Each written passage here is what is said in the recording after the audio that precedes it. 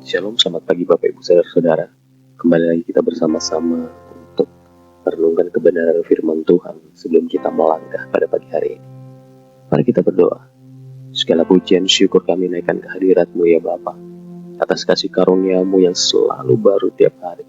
Kami bersyukur kalau Tuhan sudah pelihara kami, dan hari ini kami mau mendengarkan firman-Mu sebagai arahan dan tuntunan kami.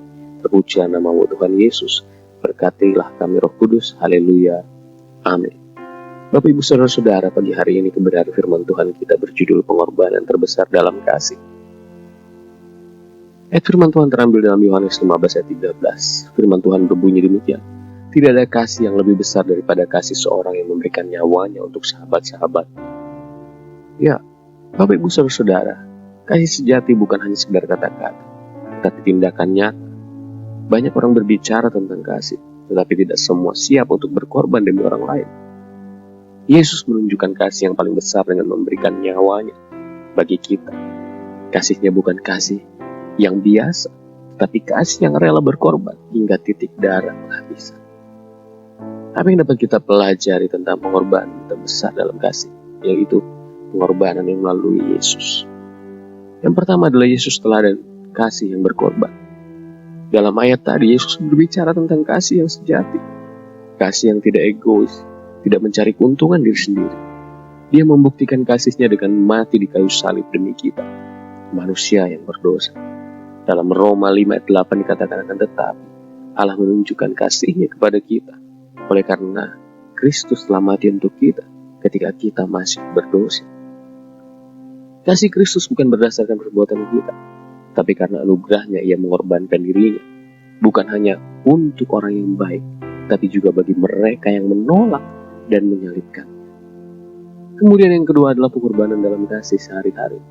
Yesus memanggil kita untuk meneladani kasih-Nya, meskipun kita mungkin tidak dipanggil untuk mati bagi orang lain.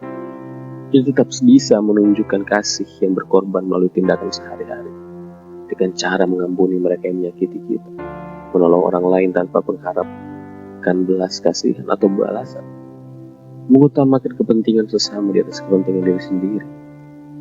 Kasih yang sejati membutuhkan pengorbanan, baik dalam bentuk waktu, tenaga, perhatian, maupun kesabaran. Kemudian, yang ketiga adalah kasih yang mengubahkan dunia. Ketika kita hidup dalam kasih yang rela berkorban, dunia akan melihat perbedaan dalam hidup kita.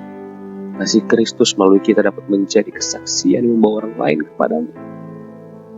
Dalam 1 Yohanes 4:11 berkata, saudara-saudaraku yang kekasih, jikalau Allah sedemikian mengasihi kita, maka haruslah kita juga saling mengasihi.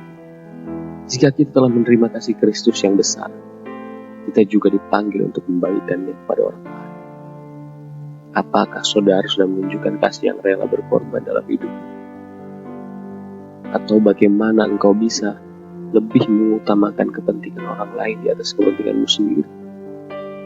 Apakah kasihmu sudah mencerminkan kasih Kristus? Mari kita bersama-sama belajar untuk memberikan kasih Kristus kepada orang-orang lain. Mari kita berdoa. Ya Bapa, pagi hari ini biarlah melalui kebenaran firman Tuhan yang kami dengar, kami mau menyatakan kebesaran, kami mau menyatakan kasih bagi orang-orang di sekitar kami. Mereka yang ada bersama-sama dengan kami, mereka mengalami kasih, dan mereka juga merasakan kebaikan-Mu melalui kehidupan kami. Tuntun kami dan tolong kami sepanjang hari ini menjadi pribadi yang menyenangkan hati Tuhan dan membawa kasih-Mu bagi orang lain. Pujilah nama-Mu Tuhan Yesus. Berkati kami, berkati pekerjaan kami, berkati rumah tangga kami, berkati studi kami, berkati apa yang menjadi pergumulan kami. Kami percaya Tuhan mendengarkannya satu persatu. Setiap seruan yang kami naikkan, Tuhan dengar dan Tuhan jawab dengan tepat pada waktu. Pujilah nama-Mu Tuhan Yesus. Kami bersyukur. Haleluya. Amin. Terima kasih. Selamat beraktivitas. Tuhan Yesus memberkati.